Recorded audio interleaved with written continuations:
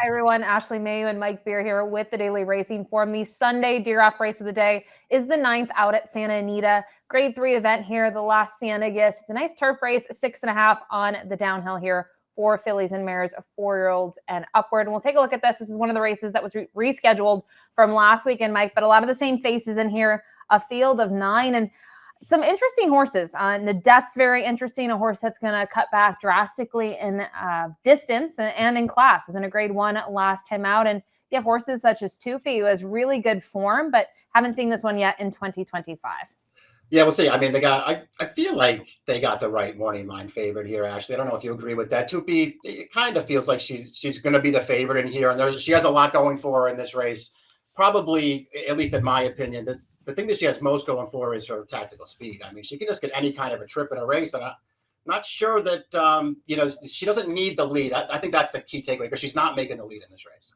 Yeah, and we'll see what Time Form US pace projections have to say about her. And they agree with you. They don't think she's going to make the lead. They think that the horse that likely will be the pace setter in here is the 7 Hamwood Flyer, and I would agree with that. I mean, this is a mare who loves the lead, and you look at her last time on the downhill.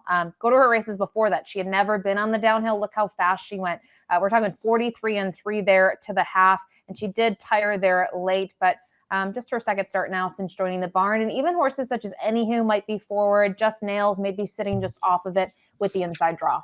Yeah, the problem for anybody else with designs on the lead in this race is that Hamwood Flyer is in here. She's just too fast for anybody early. They've mostly kept her to a mile, but her speed, I think, makes her very, very dangerous down the hill, that last race notwithstanding. We mentioned the two Nadette taking a considerable drop in class, but also cutting back in distance. And with that, you can see she closes in her routes, and you can see maybe at the back of the pack here early with the late pace flag attached to her chicklet.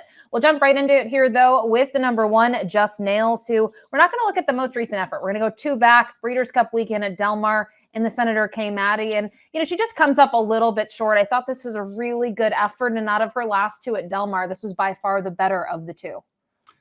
Yeah, no, I agree with that. She's an interesting horse here. I'll say 2 things about her, Ashley. I do think she's in good form here. 2-1 on the morning line doesn't seem like the right price to me. It's just not a price that I would take on this horse, although I do think she's a contender in here. Too many seconds for me to really like her all that much. But, even though it might look like she's a little bit better going shorter than this, but 3 starts down the hill in her career, that's so far a win. She missed by a head. She missed by a nose. And the other 2, I mean, she's good down the hill.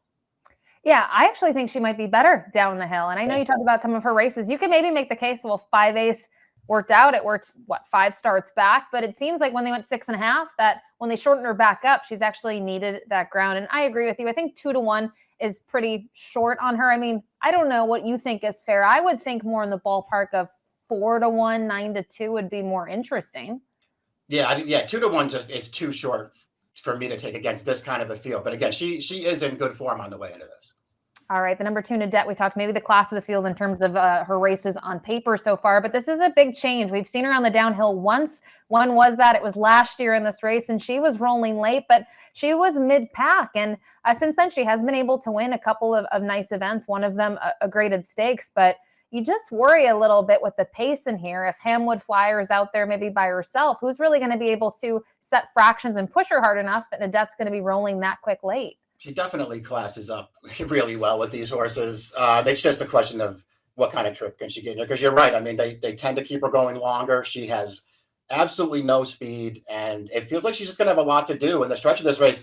You mentioned the last time they sprinted her was in this race last year, and she did make a late run, but it was way too late. Good news for her, I think, is that Hamwood Flyer's in this race, though, because very few races that Hamwood Flyer's in have slow paces.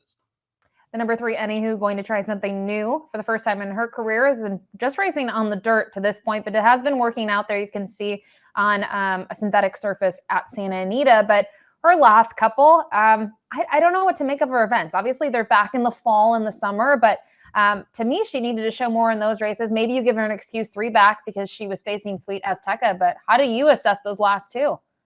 Yeah, just hasn't been in great form. Maybe that's why they're going to come back off the little layoff here and give her a shot on turf just to see if she improves or if it just wakes her up a little bit and they can go back to dirt with her. I wouldn't bet her off of her overall form. She's just hard to make a case for. She doesn't have a ton of turf pedigree. She's going to have to be way better on turf than she is on dirt to beat this field. The 4 lawn, we'll take a look at one of her efforts, not her most recent, but we'll actually go back to the Angel Flight. And as we take a look at this replay, in terms of what she's able to do, I thought this was a great effort. It showed that she enjoyed the cutback from the mile event in November of 23. She enjoyed the 6.5, and that she was able to run off the layoff. And you just wonder if in terms of trip, she should be in that good spot early on to stalk. Seems like there's a good trip coming for her again in this race. I thought this was a pretty good performance here. A very game late run to just get up. She was, in my opinion anyway, super disappointing in her next start. After that, she got another really good trip in that race and just wasn't good enough. I guess the flip side of that is there's been a long layoff since then. So it feels like maybe something just went wrong in that race. We'll see if she comes back. 4-year-old debut as a faster horse. Actually, she's got to get faster, but she's still lightly raced. The 5, Monterey's Girl, big price here on the morning line at 30-1. A daughter of Mendelssohn who's only tried the turf once, but I think when you kind of assess the effort back, at least in my opinion, she did all of the right things in there. She was rolling late. It was 5/8, and I'm just kind of curious about her stretching out in distance and returning to the turf.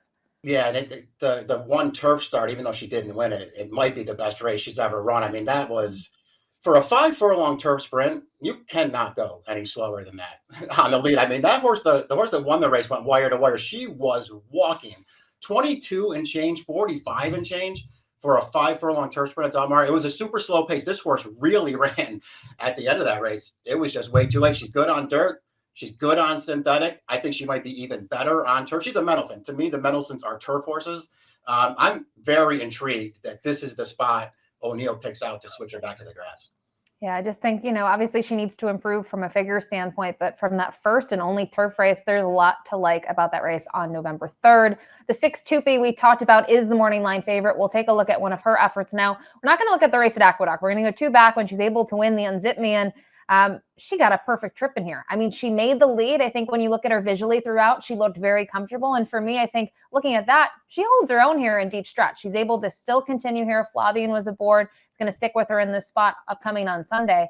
There's kind of, to me, she deserves to be the favorite, like you said. I just think based on what we've seen so far, most consistent in these sprint distances. Yeah, just dominated that field on the lead last time in that race that we just watched there. And now, obviously, that trip's not available to her on here with Hamwood Flyer in the race. So she's going to have to do it a different way. But, Tupi's done it a different way in the past. And she's actually, to me, looked really good in several of her races where she had to come from off the pace. She's a strong finisher. It seems like she can get the right trip in here, even with that speed drawn right to her outside. I think she's the horse to beat.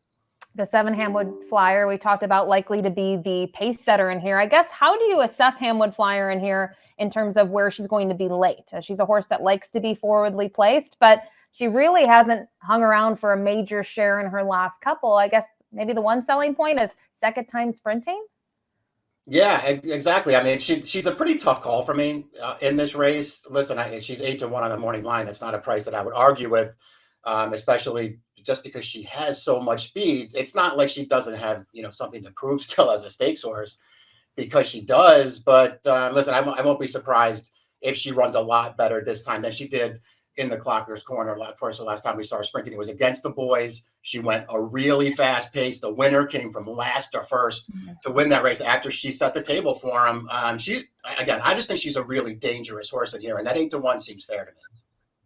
The 8 Vidalera, this is the Chilean mare who's just 2 for 25 in her career, and she's tried the turf. She has 1 win on the surface. You can go back to that race. It was on the downhill, which I guess is a kind of a plus on her side. But since then, she just has been really even or has flattened in the final stages of her races. And I'm not sure I see the wake-up call coming in this field against this group.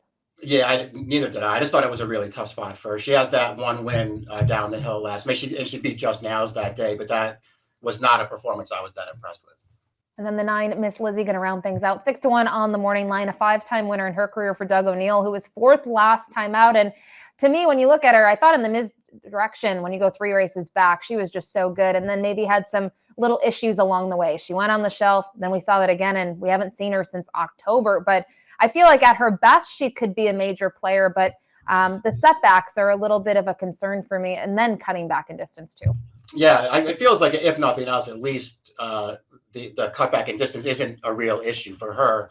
It could actually be a benefit to her. We'll see how it all plays out. She's got her work cut out for her against this field, but just picking through her PPs overall, I mean, it doesn't matter the sprint distances they run her at 5, a straight 6, a straight 6.5, or down the hill. She handles it all. She's a pretty good sprinter. All right, that's the field of 9 here for the Sunday race of the day. Don't forget, you can get free past performances on the Daily Racing Form website. As we move here to top pick time, I'm not going to get creative. I went with the 6 Toothy. I do think, though, 8 to 5 is a little shorter than I expected on the morning line. I'd want more value than that, but a horse that I have some interest in, just maybe not as gutsy as you, the 5 Murray's Girl. Your top pick in here, 30 to 1 on the morning line. Yeah, I could lose a few dollars on this filly. I think she's pretty good, and I think she's way better than she looks on paper. I have Toopy as the horse to beat, and I'm a fan of hers, but I'm not terrified to bet against her if she's some kind of a short price. I kind of feel like this race was wide open, and I didn't need to take a short price on anybody. 5-6-7-1 for Mike, 6-4-5-2 for me. It's race number 9 at Santa Anita this Sunday. Good luck.